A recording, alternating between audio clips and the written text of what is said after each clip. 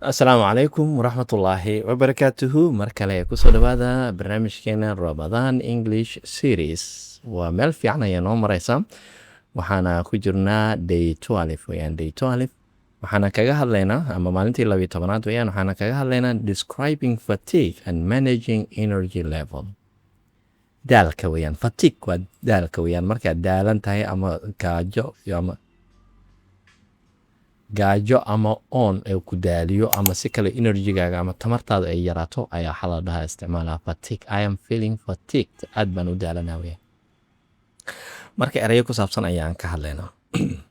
Soo dhawaada mar kale anigoo ah Ustaad Mohamud Ahmed xaaji ayaa barnaamijkan soo jeedinaya oo ah maamulaha iyo macalinka Waxkabaro Academy, koorso English oo aad iyo aad u ballaaran kugu soo diyaariyay application-ka. Haddii aad xiiseynayso koorsadaasi warbixinta qeybaha hoose ayaad ka heli doontaa. I am feeling a bit sluggish this afternoon due to lack of sleep. Bit sluggish is sluggish. Marka waxaan baranaynaa waa sluggish weeyaan. Maanta waxaan dareemayaa xoogaa yar tabar yari ama caajis ama nuqsaan ayaan dareemayaa weeyaan. Ama nuqsaan ama tabar yari ama gaabin ayaan dareemayaa weeyaan. Sluggish waxa weeyaan marka aadan energy badan ama nashaad fara badan aadan lahayn weeyaan. A bit xoogay weeyaan. Xoogaa yaroo gaabin ah ama tabar yari ayaan dareemayaa this afternoon galabtaan. Maxaa yeelay lack of sleep, hurdada ayaa igu yaray. Sababtoo ah hurdo yari ayaa igu dhacday ama hurdada ayaa igu yaray. Due to haddii ay kugu cusub tahay iyaduna waxa weeyaan because weeyaan. Because ayay noqonaysaa sababtoo ah hurdada ayaa igu yaraatay. Alright, eraygaan barana marka maanta waxa weeyaan sluggish waa gaabin ama caajis weeyaan ama caajis. Markuu ku saaran yahay soo maaha markuu caajis ku saaran yahay. Marka isku day qaybta commentigiina ku soo qorto jumlo adiga aad samaysatay oo aad isticmaalaysid sluggish. Lack of waxa weeyaan markay aadan haysanin weeyaan ama la'aan ay tahay hurdo la'aan ama biyo la'aan ama wixii aan lahaynin weeyaan. Not having enough of something markii wixii kugu yar yihiin ayadana lack of ku soo qor. Waxaad ka fikiri karaysaa lacagta iyo dharka ciida gadashadeeda. Dhar ciid ma gadan karo kale maxaa yeelay lacag la'aan ayaa ahay ama lacag ayaa ugu yar oo kale ayaad ku soo qori karaysaa. Qaybta labaad ayaan u gudbaynaa. I need to pace myself today so I don't run out of energy before iftar. Pace myself waxa weeyaan tartiibsasho weeyaan. Waxaan rabaa maanta inaan yara tartiibsado oo aanan iska waalin oo aanan energy badan iska bixinin si oosan iga dhammaanin energy-ga tamarta igu jirto si aysan iga dhammaanin. Marka erayadani jumlooyinkani aad baranayso inkastoo Ramadan uu halkudhig u yahay haddana waa jumlooyin loogu talagalay iyo erayo loogu talagalay in luqadda waxyaabaha phraseska oo aadka caanka u ah la isticmaalo inaad baratid weeyaan.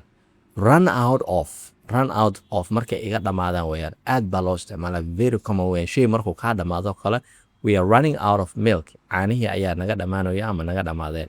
Marka run out of markay ka dhamaansho weeyaan. Marka wuxuu yidhi so that I don't run out of energy si oosan energy-ga iga dhammaanin ayadoo afurkii la gaarin. Oo maanta haddii aad boodboodidoo kale aad ciyaartid oo aad orodidoo kale maxaa kugu dhacay energy-ga ayaa kaa dhammaanaya baahiya ayaa ku qabanaysa maaha. Pace myself marka waxa weeyaan tartiibsasho weeyaan. Pace myself waxa weeyaan inaad tartiib u socotid oo aad energy-gaada beeqaansatid weeyaan. Run outna waxaa weeyaan in ay wax kaa dhamaadaan. Marka qaybta commentiga ku soo qor eraygan khaasatan run out of ugu yaraan 2 ama 3 jumlo ku soo qor. Run out kaga hadlays wax dhamaaday adoo ka hadlayo. Alright, taking a short nap really helps me feel refreshed and ready for Tarawih. Inaan indha gaduud si yar sameeyo ama aan yara hurdo yar aan qaato waxay iga saacidaa inaan firfircooni helo si aan diyaar ugu noqdo Tarawihda ama ugu diyaar garoobo Tarawihda. Refreshed waxa weeyaan firfircooni iyo energy iyo nashaad inaan helo weeyaan. Power nap ayaa ka soo hadalna soo maahan. Short nap iyo power nap waa isku mid weeyaan. Hurdo yar oo gaaban weeyaan. Alright, ready for Tarawih waxa weeyaan u diyaar ahaansho. Ready for diyaar inaa u tahay. Marka qaybta commentiga ku soo qor refreshed adigoo isticmaalayo ama ready for isticmaalayo waxaad diyaar u tahay. Tusaale ahaan oo kale ciid oo kale sidaad diyaar ugu noqotay oo kale qaybta commentiga waad ku soo qori karaysaa.